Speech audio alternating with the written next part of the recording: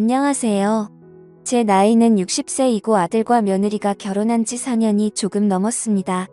결혼 4년이라면 아직까지는 서로 알콩달콩 깨가 쏟아져야 할 시기인데 아들과 며느리 사이에는 입에 담고 싶지 않은 일들이 참 많이 일어났습니다.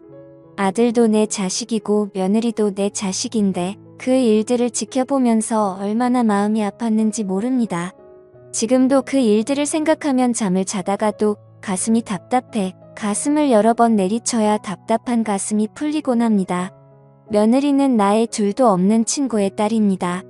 그 친구와 저는 어릴 적부터 한 동네에서 살았고 학교도 고등학교까지 쭉 같이 다녔습니다.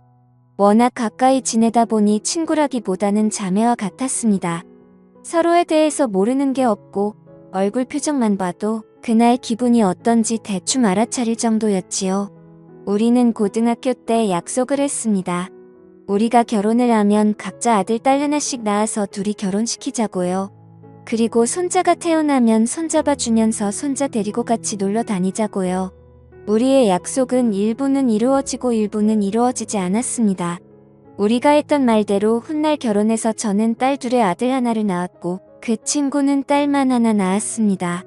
우리의 아이들은 다행히도 착하고 성실하게 뒷바라지를 해주었고 우리는 서로 누가 먼저일 것도 없이 아들, 딸의 중매쟁이가 되어서 결혼을 성사시켰지요. 아들, 딸 결혼식 하는 날 우리는 얼마나 기뻤던지 서로 끌어안고 덩실덩실 춤을 추었습니다. 이제 손자가 태어나면 되겠다고 하면서요. 그런데 계획대로 되지 않는 것이 사람 인생인가 봅니다. 아이들이 결혼하고 새 다루 친구와 친구의 남편은 교통사고로 둘이 나란히 세상을 떠났습니다. 상갓집을 다녀오다가 나서 문상하고 오는 길에 졸음운전을 해서 사고가 났다고 했습니다. 친구 사고 소식을 듣고 병원에 갔을 때 이미 친구는 숨을 거둔 상태였습니다. 병이라도 앓다가 떠났으면 그렇게까지 충격적이지는 않았을 겁니다. 그 친구의 갑작스런 죽음에 얼마나 황망하던지 장례식이 끝날 때까지 눈물도 나지 않았습니다. 친구를 수목장에 뿌리고 집에 온 그날 저는 몸살을 앓으면서 꼬박 이틀을 앓아 누웠고 정신을 차리고 나니 내 옆에 친구가 없다는 것이 현실로 와닿았습니다. 그제야 저는 그동안 참아왔던 울음을 다 쏟아내었습니다. 하늘도 원망하고 먼저 간 친구도 원망하고 그러다가 살아있는 나도 이렇게 힘든데 모든 것을 두고 떠난 친구는 얼마나 힘들까요? 친구 생각에 가슴이 미어졌습니다. 울고 또 울면서 하늘 토해내듯 하늘에 있는 친구에게 말했습니다. 네 딸 우리 집에 보내주어서 고맙다. 네 딸은 내 딸이나 마찬가지니 내 아들보다 더 네 딸을 아끼고 사랑해주마. 나중에 손주가 태어나면 꼭 외할머니 얘기를 들려줄 것이다. 외할머니와 친할머니가 얼마나 친하고 둘도 없는 친구였는지, 외할머니가 얼마나 재미있고 좋은 사람이었는지 우리 얘기를 옛날 이야기 들려주듯 들려주겠다. 친구에게 얘기하면서 그 약속을 꼭 지키게노라며 저는 다짐하고 또 다짐했습니다. 그런데 친구에게 참으로 볼 면목 없는 일이 일어났습니다. 친구가 떠나고 2년 후 자식보다만큼이나 애틋한 며느리가 얼굴이 퉁퉁 부어서 저를 찾아왔습니다. 돌이 막 지난 아이를 업고서요. 얼굴을 보니 분명 지난밤에 울고 또 온 것 같았습니다. 심상치 않은 느낌에 가슴이 철렁 내려앉았지요. 저는 왜 그러냐고 묻기 전에 차 한 잔을 내왔습니다. 며느리는 차를 한 모금 마시더니 또 눈물을 툭 쏟아냈습니다. 속에 고인 눈물은 다 쏟아내어야 병이 안 된다 싶어서 저는 아무 말도 안 하고 며느리 등만 쓸어내려주고 있었습니다. 눈물만 흘리다 서름에 복받쳐서 소리내서 울다가 나중에는 속에 있는 눈물을 다 쏟아냈는지 얘기를 꺼내더군요. 신랑한테 다른 여자가 있어요. 그만두라고 했는데 점점 더 깊어지는 것 같아요. 아무리 얘기해도 듣지를 않아요. 저 어떡하면 좋아요. 너무 힘들어요. 혹시나 했는데 나쁜 예감은 그대로 현실이 되었습니다. 제 심장이 엄청 쿵쾅거렸지만 저는 티내지 않으려고 애쓰면서 물었습니다. 어떻게 알았느냐고요. 며느리 말로는 아들이 다른 여자와 바람이 난지 처음에는 눈치를 못 채고 있다가 어느 순간부터 아들이 카카오톡에 올려놓은 가족 사진들을 다 삭제하더랍니다. 마치 결혼을 안 한 사람처럼 혼자 있는 사진만 계속 올려서 느낌이 이상했다고 하더군요. 그 후로 며느리가 아들을 유심히 관찰하게 됐는데 옷 속에 가려져 보이지도 않는 털을 없애기 위해서 병원에도 들락거렸는데 알고 보니 은밀한 부위의 난 털까지 레이저로 싹 없앴다고 했습니다. 그 모습을 보고 며느리가 너무나 놀라서 바람이라도 난 거냐고 물었더니 아들이 펄쩍 뛰면서 바람은 무슨 바람이냐며 요즘 그게 유행이라서 털을 없앴다고 말했답니다. 머리털은 유행 따라 기를 수도 있고 빡빡 밀어버릴 수도 있지만 그곳에 털을 없앤다는 말은 처음 듣는 소리라 참으로 괴상스럽다 생각이 들었습니다. 그래서 현장을 잡았느냐 뭐하는 사람이냐 가정은 있느냐 물어보니 상대는 커피숍을 하고 있는데 가정이 있는 여자이고 아이도 있는 것 같다고 했습니다. 현장을 잡은 것은 아니지만 평소에 아들이 전화기 여는 방법은 눈여겨봐두었다가 전화기에 저장되어 있는 사진과 동영상을 다 확인했다고 했습니다. 어떤 사진이 있고 어떤 동영상이 있더냐 물으니 며느리는 따로 저장해 두었던 사진과 동영상을 열어서 보여주었습니다. 정말 낯이 뜨겁고 죄를 짓는 것 같아 끝까지 쳐다보고 있을 수도 없었습니다. 제 안사람을 두고 바깥에서 딴짓 하는 것은 꼭 지 아버지를 빼다 박은 듯 싶었습니다. 애 아버지도 젊을 때 어지간히 여자 문제로 제 속을 썩혔습니다. 저 몰래 살림을 살고 있는 여자도 있었고 술집에 갈 때마다 매번 함께 술을 마시는 여자도 있었습니다. 술집에 있는 그 여자는 남편이 술이 취해서 몸을 가누지 못하자 우리 집까지 당당하게 찾아와서는 안방이 어디냐고 묻고 술 취한 남편을 안방까지 들어와서 눕히고 갔습니다. 그러고는 남편을 여보라고 부르면서 내일 보자고 하더군요. 어찌 그리 뻔뻔스러운지 그걸 보고도 당시에는 등신처럼 남의 남편에게 그게 무슨 말인지 한마디도 하지 못했습니다. 그런데 술집 여자를 만나는 것은 얼마 못 가 시들해졌고 진짜로 바람피는 여자는 같이 살림을 사는 여자였습니다. 여자가 생기고 난 후 남편은 집에도 잘 들어오지 않고 거의 그 여자 집에 살다시피 했습니다. 시장에서 장사하는 여자라는 소리를 듣고 물어가며 찾아갔더니 대낮부터 둘이 역겨운 짓을 하고 있었습니다. 설마 하다가 현장을 직접 보고 나니 세상 살고 싶은 마음이 하나도 없었습니다. 그때 죽어버리려고 잘못된 생각도 했었지만 사람 목숨이 질겨서인지 친구를 잘 둔 덕분인지 지금은 하늘로 가버린 그 친구가 저를 제일 먼저 발견하고 어디서 손수레를 하나 끌고 와서는 나를 태우고 병원까지 힘닿는 만큼 달려갔습니다. 그때 기억으로는 정신줄 놓지 말라고 죽으면 안 되니까라고 계속했던 것 같습니다. 결국 그 당시 위험한 고비를 겨우 넘기자 친구는 무작정 그 여자한테 찾아가서는 나 대신 그 여자 머리채를 뜯어놨습니다. 그날 친구 머리도 한 움큼 빠지고 그 여자 머리도 한 움큼 빠지고 두 여자가 싸웠다는 소문이 온 시장에 쫙 퍼졌어요. 그렇게 죽을 고비를 넘기고 나니 애 아빠도 정신을 차렸는지 어쨌든 집에 들어오지 않는 일은 없었습니다. 남편이 다른 여자를 만난다고 해서 하늘이 무너지는 것도 아니지만 그 비슷한 마음이 든다는 것을 그 누구보다 잘 알기에 며느리의 이야기를 듣고 나니 가슴이 미어지는 듯 했습니다. 제가 잘못된 생각을 했을 때 제 친구가 저를 살려주었듯이 이제 내가 내 며느리를 살려주어야겠다 생각했어요. 나는 며느리 손을 꼭 잡고 걱정하지 말아라. 조만간 끝내러 가자고 했습니다. 이런 외도는 길어봐야 좋을 것 하나도 없고 가만히 있으면 너를 만만하게 보고 서로 당연한 듯이 만나고 다니게 된다고 해. 내가 다 알아서 할 테니 너는 언제 만나는지 약속 장소만 알아내고 너는 내 뒤만 따라다녀라 했죠. 아들한테 들키지 않게 조심하고 일단 현장을 잡자고 했습니다. 며느리를 보내고 나는 이 일을 어떻게 할까 밤잠을 설치고 고민했어요. 그리고 이틀 뒤 주말에 약속이 잡힌 것 같다고 며느리한테 연락이 왔습니다. 나는 애는 시어버지한테 맡기고 같이 움직이자고 했죠. 주말 아침 일찍 며느리는 우리 집으로 왔고 우리는 차를 타고 아들 집 앞에 기다리고 있었다가 아들이 떠나는 것을 보고 며느리와 함께 아들 차 뒤를 따라갔습니다. 어떤 아파트 입구에서 여자 하나를 태우고 가더군요. 지 어머니가 뒤따라가는데도 그 녀석은 모르더군요. 1시간 정도 차를 타고 가더니 둘은 점심을 먹고 커피까지 마신 뒤에 모텔로 들어갔습니다. 나도 며느리와 함께 모텔로 들어갔어요. 아들의 차가 주차되어 있는 것을 보고 모텔 주인을 찾아갔네요.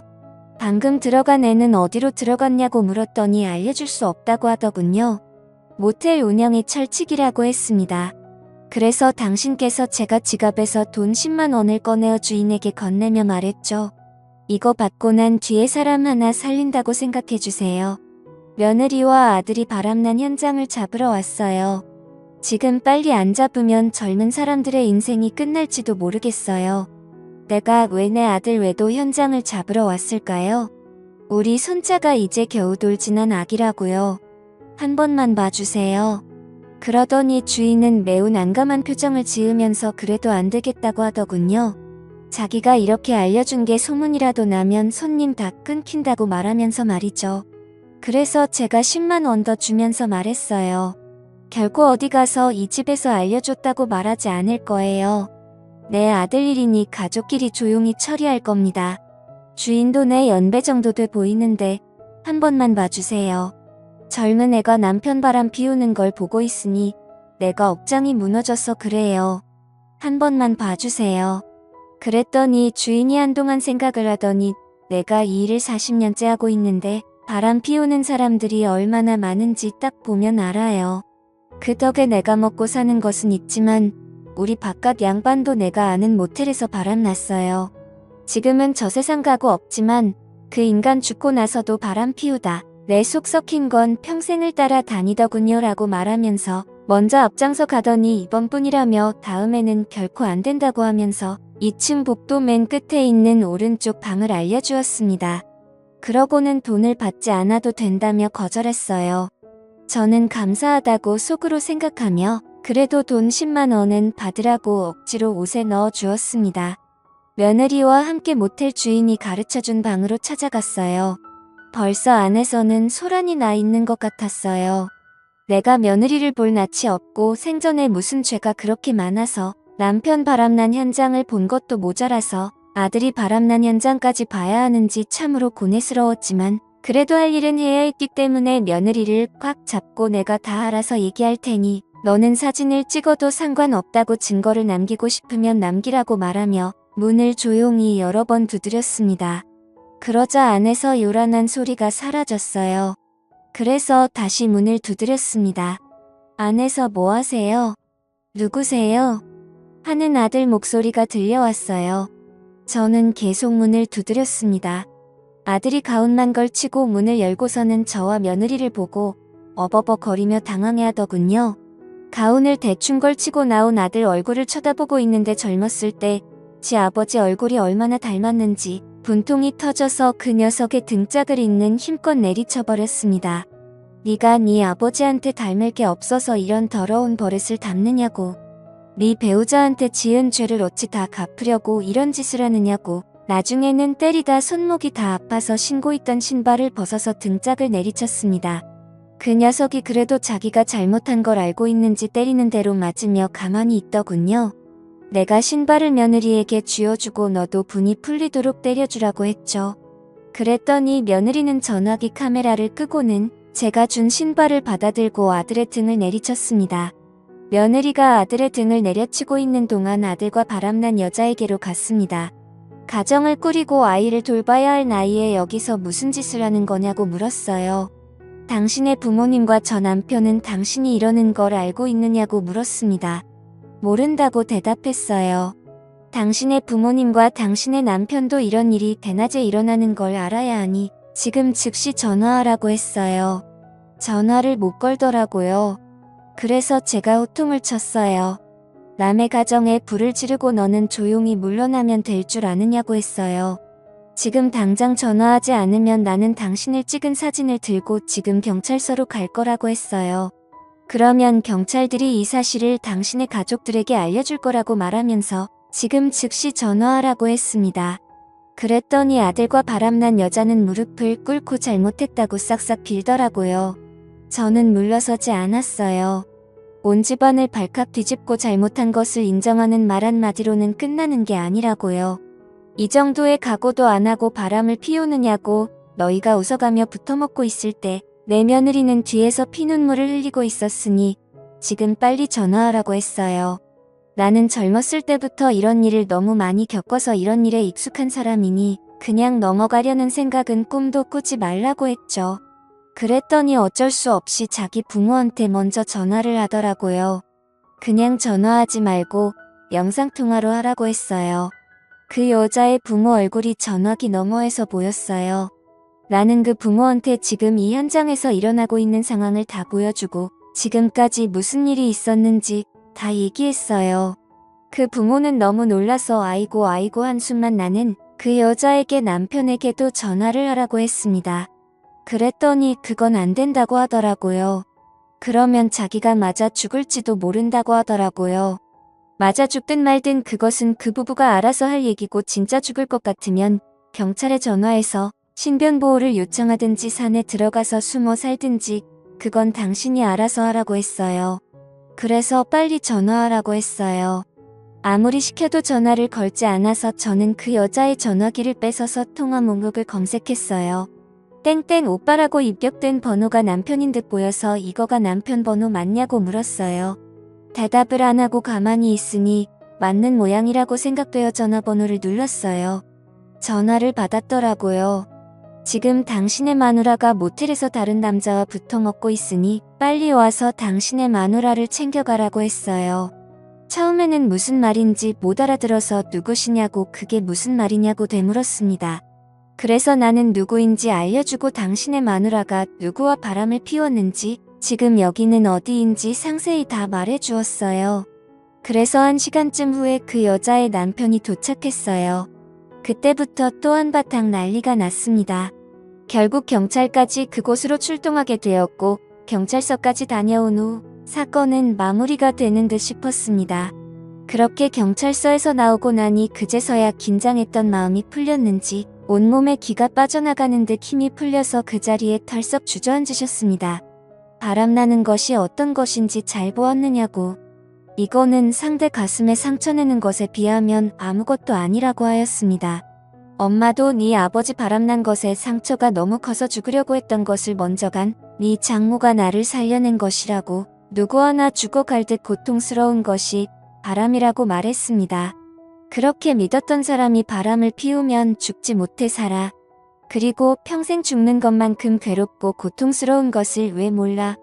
한 사람과 결혼을 하고 가정을 꾸린다는 것은 상대방한테 도리를 지키고 배신하지 않고 살겠다는 약속이다. 도리를 저버리고 배신하는 순간 모든 것이 다 무너져버리는 것이다. 너는 네 배우자에 대한 도리를 저버리고 배신했으니 무릎 꿇고 사죄하라. 며느리가 너를 용서하면 나도 너를 용서하고 아들로 생각할 것이고 며느리가 너를 용서 못하면 나 역시 너하고 인연을 끊고 나는 이제 아들 없는 셈 치고 살란다. 뿐만 아니라 내 재산하고 모든 것은 혼자 며느리한테 다 넘겨줄 것이나 너도 살고 싶거든 네 배우자한테 온 정성을 다해서 용서를 빌어라. 그리고는 저는 그 자리를 벗어났습니다. 두 사람 문제이니 결국엔 두 사람이 응어리를 풀어야 되니까요. 아들 내외를 뒤로하고 차를 타고 집으로 오는데 어찌나 눈물이 나고 친구 생각이 나던지요.